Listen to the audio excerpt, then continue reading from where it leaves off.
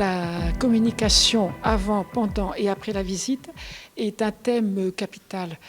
Nous avons commencé dans le groupe à parler des visites canoniques, c'est-à-dire dans le sens de la parole orale et écrite pour préciser les objectifs de la visite.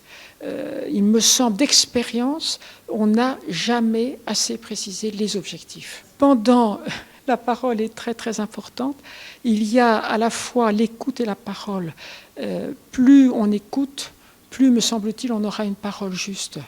Et nous avons surtout insisté sur une écoute, ce qui a été dit lors du colloque, une écoute à la fois attentive et qui prend constamment distance avec ce qui est dit.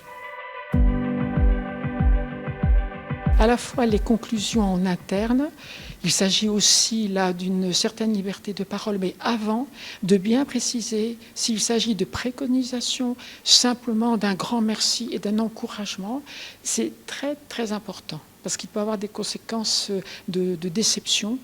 Et au niveau de la communication externe, il s'agit pour moi d'expérience d'une liberté de parole. À la fois la liberté de parole pour dire, pour parler, pour dire ce qui est vrai, et aussi pour savoir ne pas tout dire par respect des autres.